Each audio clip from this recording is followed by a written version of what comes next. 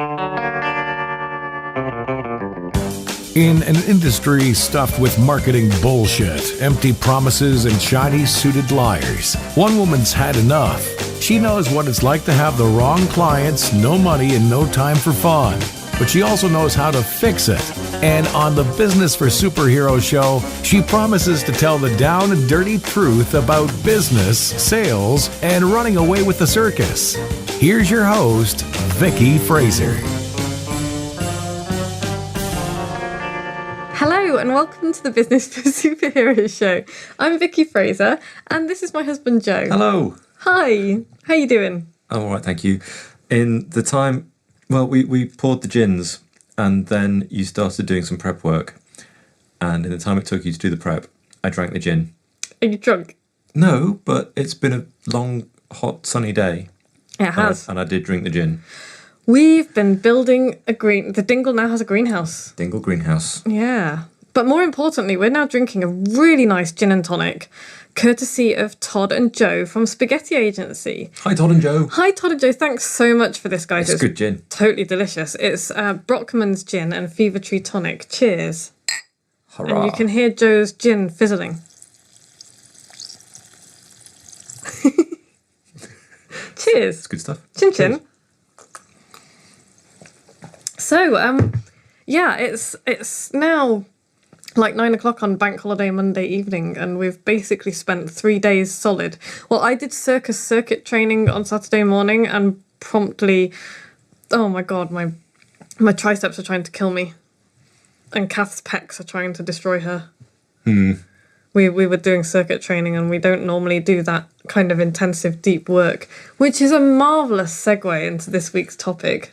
Did you like that? Okay. Oh man, you should have been impressed. What are we talking about? Well, this week we're talking about two related concepts that go hand in hand, and it might seem that they don't, might seem a bit disparate, but bear with me because they do.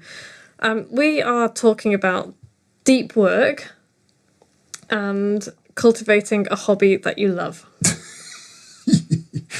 Wait, what? Why are you laughing? Nothing. Why? What? Okay, no, it was amusing. It amused me. Deep work, hobby I love. I'm not following that. Carry on, move on. Okay. So unless you're like, I don't even understand you. So unless you're like a craftsman or an artist or a performer or something like that, the chances are you've lost one of the most valuable skills in our economy or even in the entire world. Do you know what that valuable skill is, Joe? I'm struggling with pretty much everything, to be honest. Deep work. Yes. If you can relearn this skill and then master it, you will get the most amazing results out of basically everything that you do in life. What is deep work? Okay, so deep work is the ability to focus totally without any distractions on something that demands all of your cognitive attention. Okay. And it means that being able to kind of focus that hard and that deep on something means that you will master stuff quicker, you'll learn stuff quicker, you'll master it faster, and you'll get much, much better results. You'll produce better work, and you'll get better results, and you'll do it all faster. It's been impossible since the internet was invented. No, it hasn't. It's become a lot more difficult, but it's not impossible. It's all about self-discipline. And, we'll get... And I'm bloody terrible at this. Almost everybody is terrible at this, although we're not terrible at it in every situation, and I'll come back to that. But we are terrible at it. We often think that we're concentrating, but we're really not. We're kind of zipping from one thing to the next, and, it's just... Too many topics on which to think. But if you think about the way that most people work, and I go through phases of being really good at concentrating and then being really terrible at it. But most people will kind of be working on something and then their email will ping and they'll check their email. Suddenly they're on something else. And even if they're not on something, suddenly a lot of the time it'll be like, oh, I better deal with that thing. Which is ridiculous because it's like, is somebody going to die? No, then don't deal with it now. But actually, even if you your email pings and you glance at it and you think that's not important, that's still massively distracted you. Because, and you can look at studies where people have they study your actual brain signals and how your brain, works when you're concentrating on something. And they've found that, even this is why you can't multitask. And we've talked about multitasking before, haven't we? But this is why you can't multitask. What you actually do is flip from one thing to the other very quickly. But the problem is, when your brain does that, it takes an enormous amount of energy for your brain to do that, like far more than just that simple switch. Far more than you might think just from kind of simply switching from one thing to the other. And it wastes a lot of time as well. And it's not just the kind of, you might think that you're flitting really quickly between kind of, I don't know, writing your article and then you quickly glance at your email because it's pinged at you and then you go back to your article. But actually, it takes you a good 5 minutes or so to get back into what you're doing. It's a massive waste of time, and it's an enormous waste of energy. Yes, if you do that 5 or 6 times an hour, you've just lost half the time you've got. Yeah. And it's a massive deal. I'm really, really passionate about this. I've kind of got onto a bit of a hobby horse about this because I know I'm really terrible at it. But yeah, I mean, people will be like, oh, okay, and a kind of procrastination technique that people use, and when I say people, I mean me, is, I'll be starting to work on something that I really want to get done, and then I'll be like, oh, before I start, I'll just check my emails. I'll just check Facebook. I'll just put the washing out. And it's kind of, Joe and I were talking about this the other night, not you, Joe from Spaghetti Agency. We're talking about this the other night, and it's why I'm so keen to get my office sorted outside. But you can hear the washing machine going. From here. And then you can hear the washing machine stop.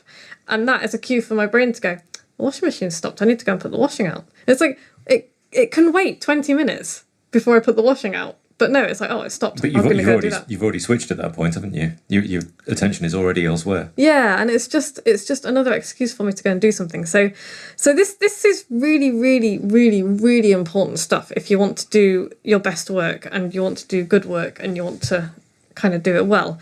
And it's why I'm very terrible at it. But the reason it's so bad for us is because, not just because it takes ages to switch, but we never get our brains into that deep kind of focused concentration because we're constantly spending time getting back into what we were doing before.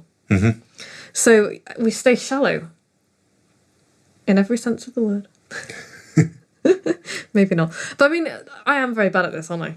You call me Distractovix, don't you? Which is mean but accurate. Well, for example, I was going to say, yeah, tell the listeners a story. Only just yesterday, one of the things that made me kind of grit my teeth a little bit was we've got a couple of days to build a greenhouse. So we've got all the bits of a greenhouse, we've got most of the glass of a greenhouse apart from the couple of bits I broke, and we've got a patch of ground that needs like digging and turf taking up and slabs laying, and it all needs bolting, the whole frame needs bolting together, and all the glass needs washing, and it all needs putting in together, and it's a process, and it's going to take a couple of days, and the sun's beating down, and you're like, oh, maybe I'll just mow the lawn. Hang on a minute. Maybe I'll just lay a path. I've got these little slab things. I'll just lay a path. I'll go over there and do something else. What I need now is some bricks so that I can space out the path things. And it's like, hang on a minute. I'll need to pull up some grass from between the lavender so that I can get the bricks in for the path and before we know where we are, I'm like. His face was actually getting redder and redder. I thought we were building a fucking greenhouse. I'm very sorry. And you're like spinning off into tangents in different directions. And it's like, we can build a path. We can build a path anytime. Let's build a bloody greenhouse. That was the plan. Build a greenhouse. And you're quite right. But, and that's all true. And I know it drives you nuts because I kind of drive myself nuts while I'm doing it. But once I kind of push myself into doing the thing, I stay really focused, don't I? Once I get into it and kind of start doing it, I stay really focused because look at what we were doing today. It's like sat there and we did the whole thing. We've got the whole greenhouse up today, pretty much. And so it's all about giving yourself enough time to get into what you're doing. I think that you're most distracted, and this is the thing. This is why it's so important to kind of practice this deep work thing, because you have to give yourself enough time to get into what you're doing. I'm most distractible during the first 5-10 minutes of any task. And it's kind of like... And if you maintain your distractibility and pick a new task, then you're just distracted onto another one in 5 to 10 minutes time. Yeah, because I haven't got a path laid, and I did mow the lawn, but well, the lawn needed mowing. It was very long. It was like knee length. But yes, I have no defence. No, I don't really know what to say. I feel like a terrible. And another thing. No. I love you, really. I know. But if it helps, I drive myself nuts. Yeah. And you know, I can transfer that greenhouse situation into me working, and it's exactly the same. I can imagine. And it drives me up the wall. I'm tempted to just absolutely disable the internet as I walk out of the house in the morning. Well, maybe you should. But in all seriousness, though, once I actually knuckle down and spend more than 5 minutes, I get massively... Because oftentimes you'll come home from work, won't you? And I'll be like head down, like totally focused, like doing stuff. And I really try hard not to snarl at you as you kind of walk in, because it's just like, don't talk to me. I'm in the zone. Leave me alone. And 1,000 words a minute, Vicky. yeah, but that's what I do, isn't it? Yeah. And I get into the zone and I do it. And so why I can't do that more often drives me absolutely crazy. But I know that everybody does that. Everybody suffers from this. What's it like at your work? How do you... Because you telling me the stories makes me want to bash your head against the wall. I've got a couple of colleagues who will just get on with what they need to get done. That's great. They'll stay out of the way and they'll get on with it. I've got one colleague who has the most booming voice that you would just... It's unbelievable. And every time he is speaking about anything to anybody anywhere in Western Europe, I can hear him, which is irritating. And I have another colleague who seems to vocalise every passing thought, which just makes me want to strangle him. Hi, Gary. Oh my god! I've just thought maybe we shouldn't talk about your office on the podcast. Probably shouldn't. Well, okay. We kind of have now. Moving on. But this is it's your fault that you can't concentrate. It's entirely your fault. I mean, quite often I will put headphones on and ignore everybody, and quite often if that's not working and there's lots of bustle going on, I will just go and find a meeting room to sit in. Oh, okay. I will go somewhere else. Oh, that's good. And just remove myself from it. But that kind of brings me to some tips. Well, you know what? We'll come to that in a second, because And I don't want to sound like a perfect person here. Sometimes I will just spend my time being distracted. Yes, he does. He will ping me on Skype to show me a GIF that's made him laugh, and I'm like, busy then, are you? So I tend to have Skype turned off when I do, and I'll come to that in a moment. But I just wanted to first of all point you towards a book called Deep Work by a guy called Cal Newport. Mm-hmm. It's well worth reading. Highly recommend it, because he talks about all the psychology behind this stuff and all of the brain scanning shit that psychologists and... Technical term there, folks. Brain scanning shit. the psychologists and neuroscientists and all the rest of it have done. And he also, I think he goes into all of stuff by Carl Jung and all that kind of... it's been a while since I've read the book, and I want to reread it now because it's really, really good. But it's all also about how to change your mind and your habits and get around all this stuff as well. And, work harder and deeper. Joe just did something weird. You can't see it. I saw it and now I'm freaked out. It was a very small burp. Right. Thanks for sharing. This gin's great. Yeah. So today, having, rambled a bit and talked about important stuff for a bit and listened to Joe do a very small burp, we want to give you a few hints and tips for really focusing and doing deep work, the kind of deep work that will genuinely make a massive difference to how productive you are and the quality of what you produce as well. Okay, a few tips. So, first of all, start small. Realise that actually you don't have to jump on every single little thing that pops up right now. Mm-hmm. And that means email. Don't answer, don't even... Just give yourself just an hour. Okay, so turn off your email, your phone, your social media, your Skype, turn off everything just for an hour. Let's start with just an hour. Do the thing you need to do. Do the thing you need to do. Do not allow yourself to check any of that stuff for that hour. work up to kind of checking 3 times a day. I when I'm doing this well, I'll check first thing in the morning, which I shouldn't do actually. First thing in the morning is a terrible time because you'll just get Redirect your day. Yeah, redirect. Yes, it redirects your day. That is the number one piece of golden nugget advice actually that we can give you. If you've done nothing else after listening to this podcast but this, do not check your email until midday or at least halfway through the morning. Do not let email be the first thing that you check, even if you're expecting something. All that will happen is you will spend your day doing the urgent shit, not the important shit. Because there is nothing, I believe, in this world, unless you are working on a client project. Like if I was doing a client launch for somebody and we were at the end stages and it was like, okay, we need to pay attention to stuff, then that's going to be part of the deep work that I'm doing. It won't even be deep work. It'll just be the necessary stuff. But if you're working on anything else, there is nothing on this earth that can be so important that you have to check it first thing in the morning. That's insane. And nothing so important that you can't leave it for an hour. So, yeah, give yourself an hour to turn off email, phone, social media, everything. Turn it off for an hour. Do not allow yourself to check it. Work up to checking just twice a day, at noon and at the end of the day. And I would say, actually, even at the end of the day is risky because suddenly, you're going to go... Your evening's fucked. Your evenings, yeah. So maybe mid-afternoon. Maybe mid-morning and mid-afternoon are good times to check. But, work out what works for you. And then teach people that this is how you work. Yes. Because that's really, really important. And you've done this with phone calls, haven't you? You've totally turned off the whole world to phoning you. Yeah. Unless they've booked it. Yeah. And, there are...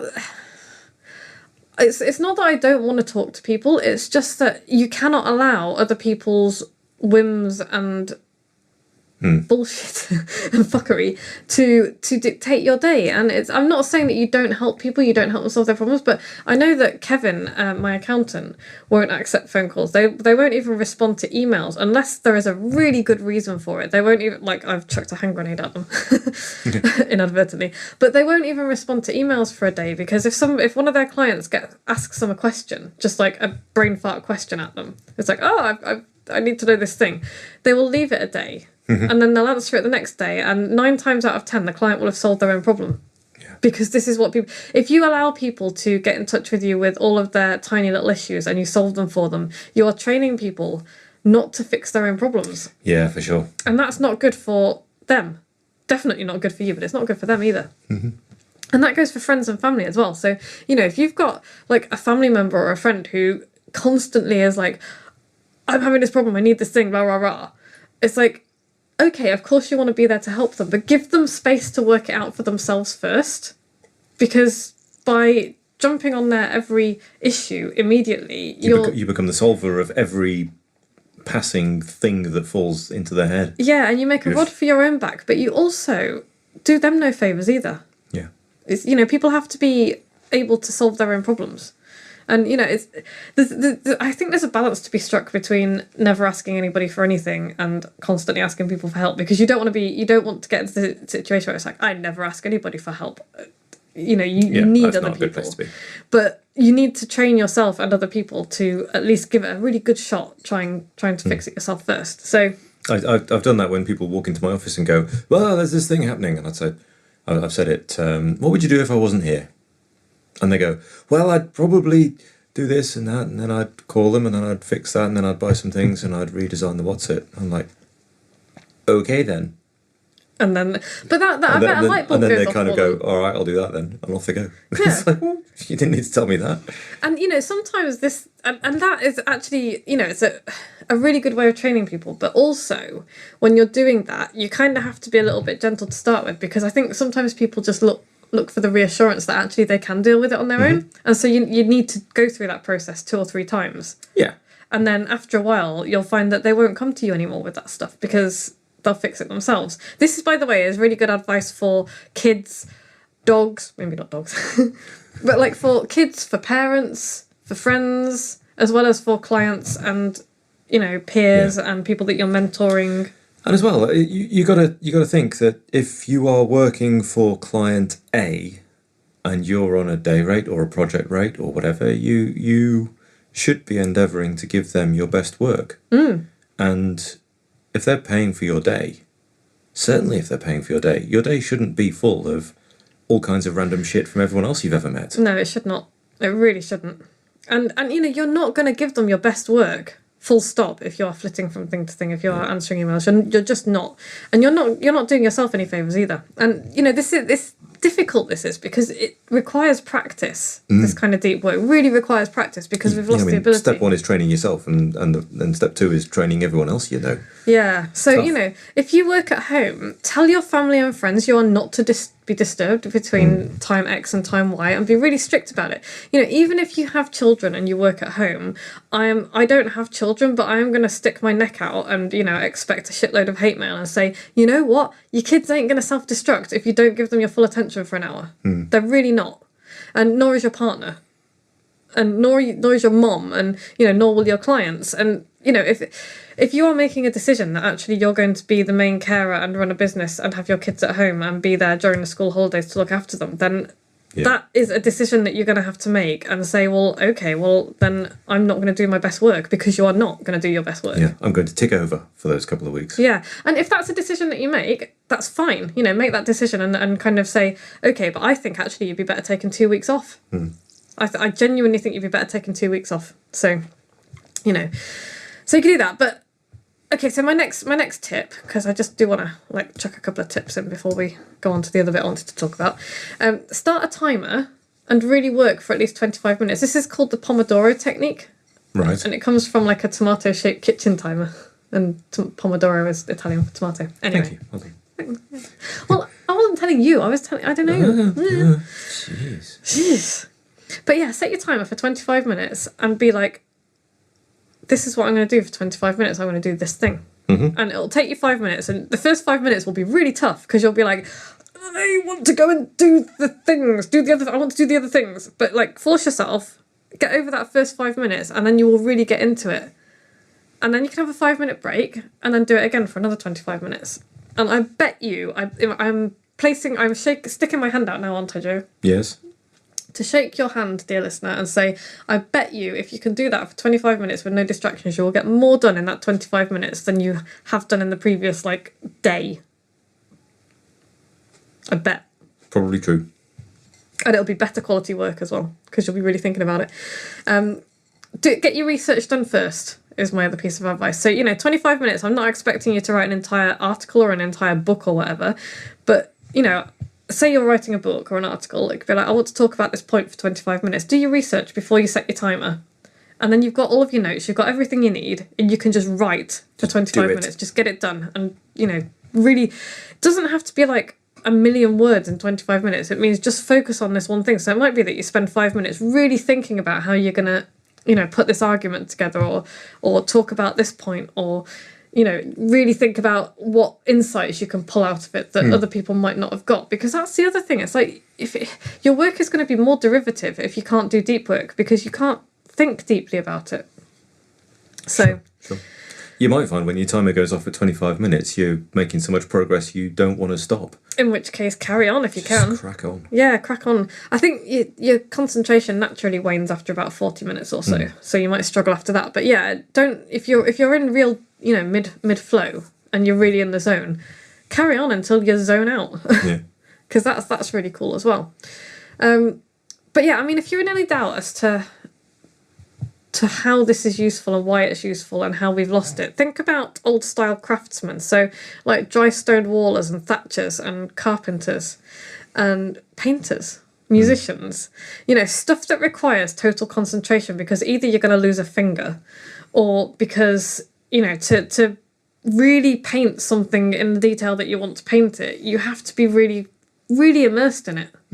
And I know that from my cartooning, because you've seen me doing my cartoons, I'm totally, once I'm doing it, I'm totally into it, aren't I? Yeah. And then I'll finish it and I'll be like, oh, Joe, I've done this thing. And you'll be like, it looks like a courgette. And I'll be like, it's a donkey. And then we'll be sad. But for those few minutes, you're in there. I'm really in there, yeah.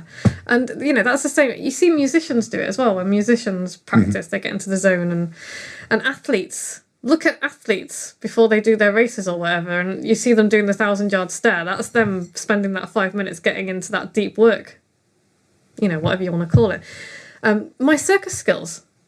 Yeah. It's the same thing. It's, the pole studio is probably my happy place. I never have trouble, getting distracted there. I never think about all of the shitstorms that might be kicking off in my business when I'm at the studio, because, if I'm working out a new pole move or I'm doing something on the trapeze or whatever, I'm really... Your attention is there. Yeah, that's where my attention is. I am listening to my instructor. I am thinking through what I'm doing, and then I'm actually physically doing it. Physical stuff is really good for practicing this kind of thing, because if you're doing something with your hands or your entire body, it's very difficult to get distracted. It's much easier to stay focused, perhaps. I don't know. You know what I mean? Maybe. So, but yeah, that brings me to kind of the second part of this. The second point that I wanted to make is get a hobby. In all seriousness, get a hobby that totally absorbs your attention. So, like, I've got my cartooning and I've also got my circus stuff. Yes. You've got your jiu-jitsu. It is very difficult to think of... It is very difficult to be distracted when there is a large tattooed man trying to pull your arm off. Yeah. Yeah. You kind of have to focus on keeping your arm attached to your body, I guess. Yeah, when they're trying to strangle you, you have to focus on that. I think it's one of the things I really enjoyed about climbing, actually.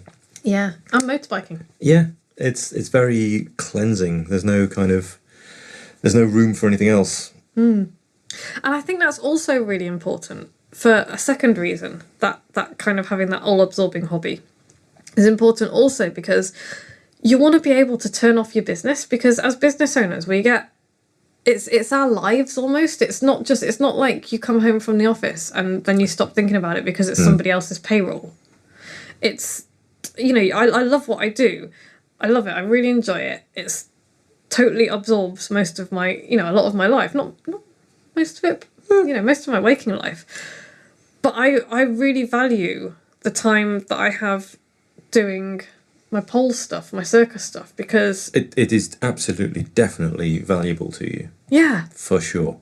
Yeah. I notice it as a human being who shares your life. Yeah. When I go, if I've had a really stressful day and I'm like, oh, I'm not sure I've got time, you'll push me to go to pole, won't you? Yes. Because when I come back a different person, don't I? And the stress is gone. Because you realise that there is nothing that's that important that should make you that stressed. This is, I'm not a surgeon. I'm not people's heads are not going to explode if you don't do this. They're not. And to allow yourself to get that stressed is damaging and unnecessary. And if you have a hobby that absorbs you that much, 100%, and you then have somebody wonderful like you to encourage me to actually I don't care if you think you've got time or not, you're going. That's the third piece of advice. Find somebody wonderful like me. Yeah, but you can't have jokes, he's mine.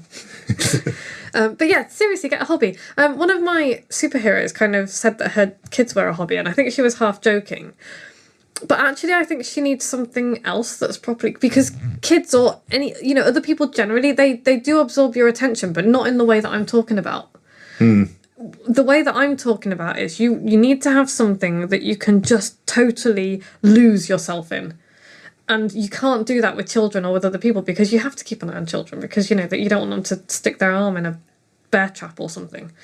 I don't know what children do, but you don't want them to kind of eat the worms and feed the hamster into the DVD player, and so that's not the kind of all-absorbing hobby that's not what I'm talking about. I'm talking about something that you can completely lose yourself in. Does that make sense? It does to me, because I totally enjoy the ridiculous hobbies with the motorbikes and the rock climbing, which is just hugely focused. You'd never get more focused than when you're dangling off a piece of rock wondering if you're about to die. Yeah, that's enormously focusing. Yeah.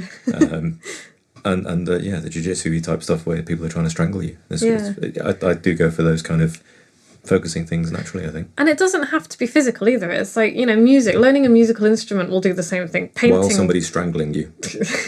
Painting or drawing. While somebody is strangling you. Running. Dangling off a cliff. But when I used to run, I don't really run so much anymore because I'm too busy doing my other stuff. But running had the same effect on me. So I would occasionally listen to a podcast or music or something, but actually I enjoyed just being in my head, and I would do some thinking, but after 10 minutes or so I'd find that actually I wasn't thinking about anything really. I was just it was like meditation for me. Yoga is another, Meditation. if you can learn to meditate, because I think this is a form of meditation. I think, your all-absorbing hobby is a form of meditation. Whilst being strangled. Some people prefer more relaxing things. Cooking. Some people find cooking is very much like that. Yeah, it probably is if you can not be talking to people at the same time, or watching telly, or listening to the radio, or doing other things. Probably is if you can just be purely focused on cooking. Yeah. So yeah, find yourself a hobby. We're at 29 minutes. I know. Jeepers. Find yourself a hobby, an all-absorbing hobby, and that will help you to develop the deep work habit, I guess, because then you can start to transfer it into what you're doing with your business. When you say all-absorbing, you don't mean takes over your life. No, I just mean takes over 100% of your attention while you're doing it. While you're doing it, yeah. I'm not for a second advocating that you destroy your relationships and your lives by, becoming obsessed with stamps or something. So, anyway, takeaway. Our takeaway for this week is set up some rules, giving you space from distractions. Mm-hmm. Do some deep work for 25-minute stretches without any checking of anything, and you will be amazed at what you can discover. Cool. That's what I would like you to do this week. So next week, we're going to talk about, and this is kind of related, I guess, why being half-assed will get you absolutely nowhere. No half-asses. And what to do instead. And, if you like this podcast, please go to iTunes and subscribe. Or Stitcher, or wherever you get it. But subscribe, because that helps us go up the rankings and it makes us feel loved. Yeah, we like to feel loved. Or go to iTunes or Stitcher or whatever and leave us a review. We love reviews. As long as it's good. If it's bad, you should probably just take up rock climbing or something instead. Leave us a review, because we love reviews. Or, if that's not your bag, that's cool. Please share it instead. If you know somebody who will enjoy this nonsense, send them a link. Send them to vickyfraser.com/podcast. If you haven't read my book, buy my book. vickyfraser.com/buy my book, I think. Or just businessforsuperheroes.com. That's a bit garbled. And if you're really ready to start doing things differently, then you should join my superheroes. Go to businessforsuperheroes.com/inner-circle, and I would love to have you in the group. Upcoming event. Oh my god, upcoming event. That was a bit loud. Cider and marketing. Okay, so vickyfraser.com/cider 2017. It's basically a small marketing event for a select few people who are splendid with cider. Yeah. vickyfraser.com/cider 2017. You will learn stuff, you will develop a new skill, and you will taste amazing local cider, because I live in Herefordshire, which is cider country. Good cider around here. Be good. If you can't be good, don't get caught, and we will see you same time next week. Bye. Bye. Like what you've just heard? Tell your colleagues, tell your friends, send them to www.businessforsuperheroes.com/podcast.